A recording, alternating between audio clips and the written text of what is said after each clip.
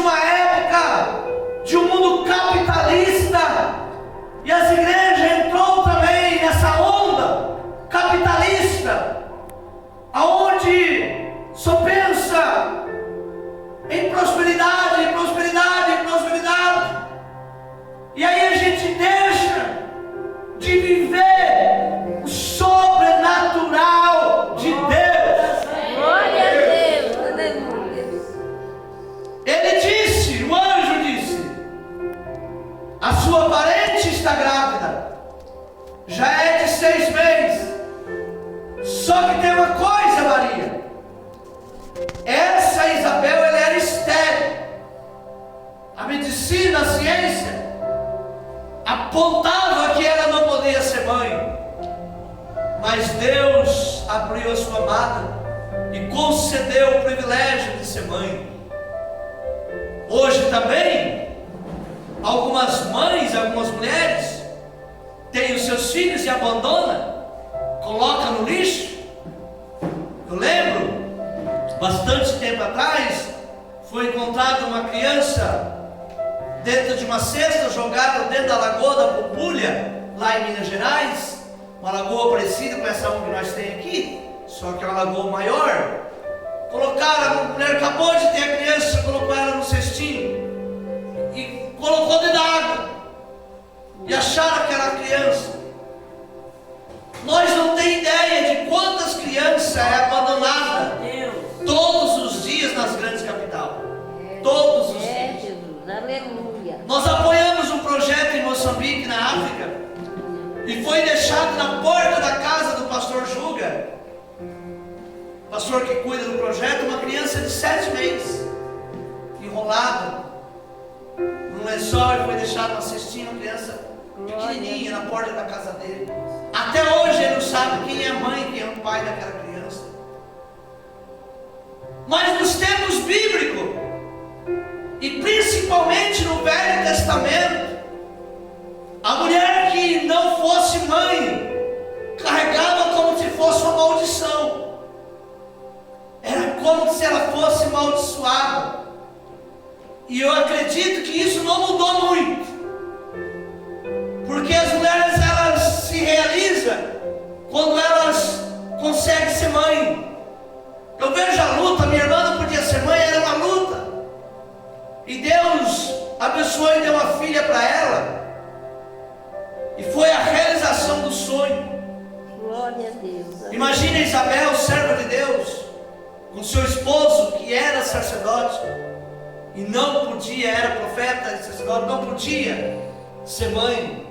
E Deus então usa esse acontecimento para fortalecer a fé de Maria. Glória a Deus. Às vezes é necessário que a gente olha, se Deus está fazendo a vida do meu irmão, Deus vai fazer na minha vida também. Se espelha naquilo que Deus está fazendo na vida de outra pessoa. Por isso, amados, é importante o testemunho da igreja, mas não aqueles testemunhos inventados. Sabe, tem uns que contam mentira na igreja, inventam testemunho para alegar, né, para fazer uma média. Não, conta o que Deus está fazendo. É, Pai, aleluia. Não precisamos de inventar testemunhos, não. Eu acabei de dar um testemunho verídico, que não é meu. É só chegar, conversar com a irmã Mariquinha, com seu esposo, e ver lá o rapaz com 18 anos fazendo a obra, trabalhando. Milagre vivo!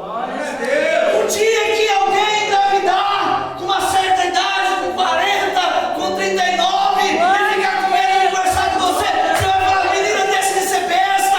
Conheço aqui na cidade uma mulher que foi mãe com mais de 45 anos de idade. Glória a Deus.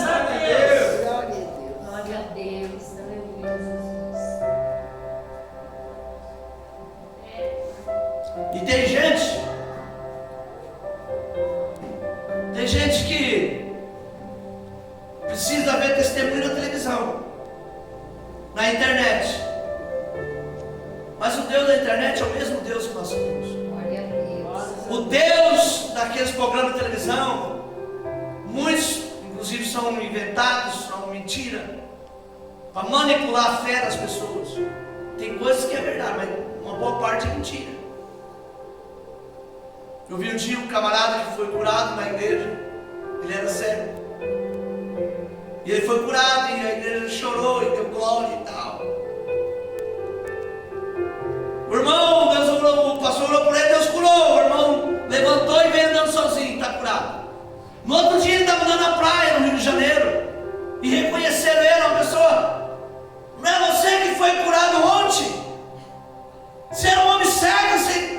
Ele falou: que cego o quê, rapaz? O pastor me pagou R$300. Olha só. Lá na internet. Que cego o quê? Nunca fui cego, o pastor me pagou R$300 para fingir que eu era cego. Mas tem testemunho verdadeiro, né, irmãos? No meio dessa bagunça, dessa monte de mentira, Deus continua fazendo milagres. Glória a Deus!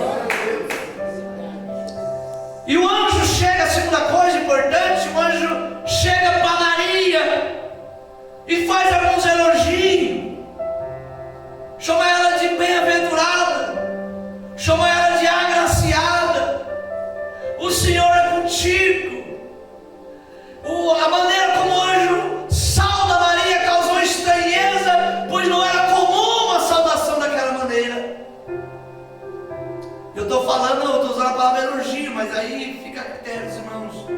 Uma maneira respeitosa, mas exaltando o testemunho de Maria. Glória a Deus. Bem-aventurada, agraciada diante de Deus. É como se o anjo dissesse: Maria, em todo Israel você foi a escolhida, porque Deus achou graça em você. O seu testemunho destaca nesse lugar. Sabe, irmão, eu já preguei isso aqui, já falei uma vez. Nós temos que ter testemunho. Não precisa falar bonito, não precisa de diploma, anel de teologia, não precisa se vestir bem, terno caro, gravata de R$1.000, sapato caro, relógio caro. Você precisa ter testemunho. Glória a Deus. Porque a autoridade de um pastor, a autoridade de um crente é o seu testemunho, é o que ele é na cidade, é o que ele é na casa, é o que ele é no trabalho, é o que ele é na igreja. Glória a Deus. Eliseu passava, a sunamita observava todo dia, e um dia ela disse para o seu esposo: esse homem que passa por aqui sempre, vejo que ele é um santo homem de Deus. Como que a gente é reconhecido na cidade? O que as pessoas têm falado de nós? Um dia Jesus perguntou para os discípulos: o que vocês acham? O que as pessoas estão falando de mim? Quem eu sou para eles? Um disse: olha, estão dizendo que o senhor é um profeta. Outros estão dizendo que o senhor é Elias. Outros estão dizendo que o senhor é João Batista. E Jesus então perguntou: e para vocês? Quem eu sou? O que as pessoas estão falando de mim? Como que as pessoas têm falado do pastor César Aradu? Caloteiro, no cego, mentiroso, falso profeta? Ou as pessoas têm falado: o pastor César é um homem de Deus, o pastor Juscelito é um homem de Deus. Olha, eu conheci essa irmã Marina, arrastava uma sandália, acabava com a sola do chinelo no forró, no bandeirão, no short, na sanfona. Mas hoje, desde quando essa mulher está na igreja, o testemunho dela é exemplar. É uma mulher de Deus. Amém? Não precisa a irmã Marina ficar falando: eu sou santa, eu sou. Não, as pessoas vão dizer ao seu respeito quem você é. Não precisou mais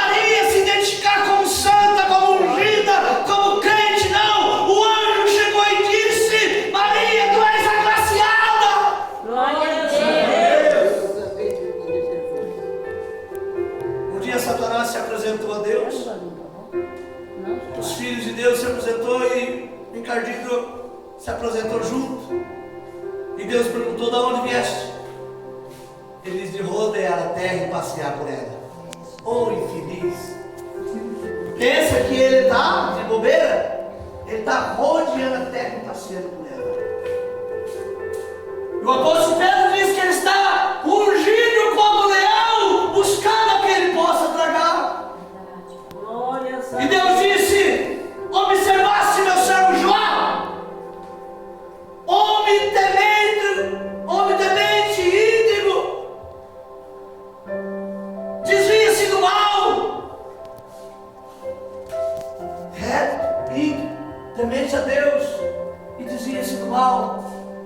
É Deus quem está falando do testemunho e do caráter de Jó. Queridos, o livro de Jó não tem profecia. Ou seja, não é um livro voltado para a profecia, para a cura, para a libertação, para sinais. Mas o livro de Jó chama a atenção pelo testemunho do homem, do servo Jó.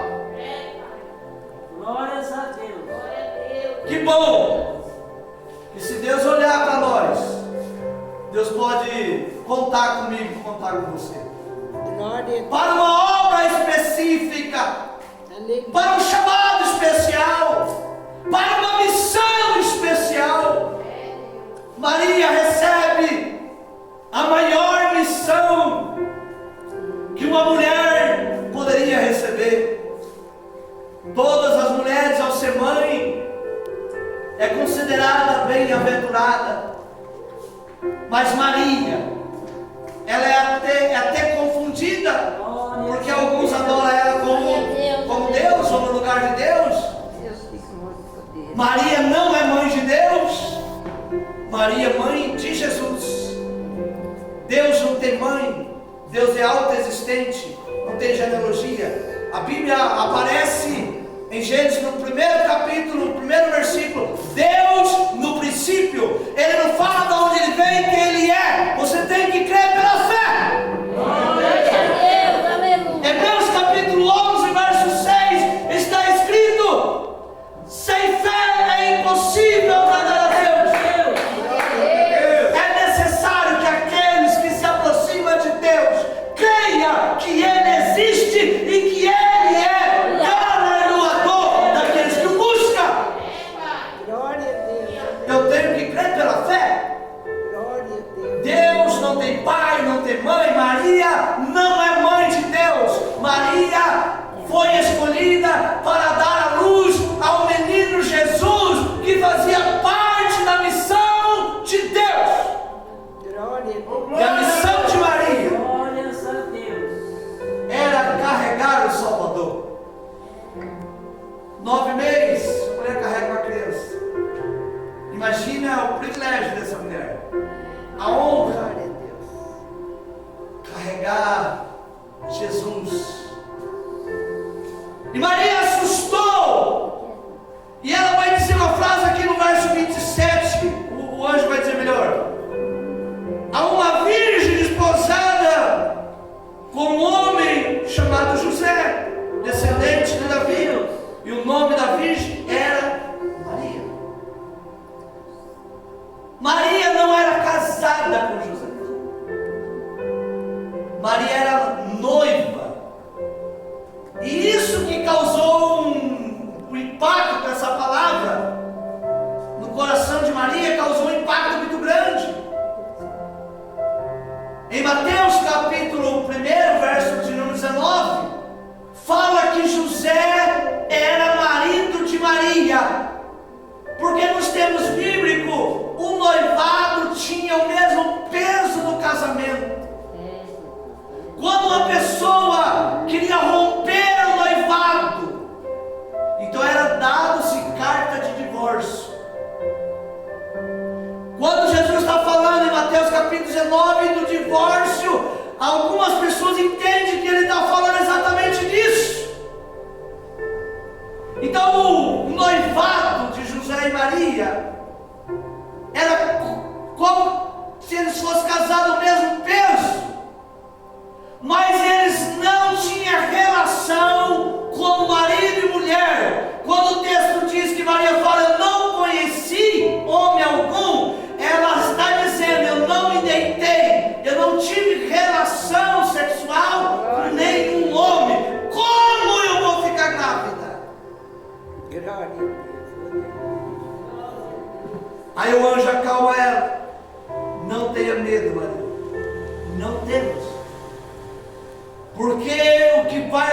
acontecer é algo sobrenatural. Descerá sobre ti o Espírito Santo, o poder do Altíssimo vai te cobrir. Não tem explicação. E aqui nesse texto tem um monte de heresia por causa desse milagre. Maria fica grávida sem ter relação sexual com um homem. É o maior milagre de toda a Bíblia.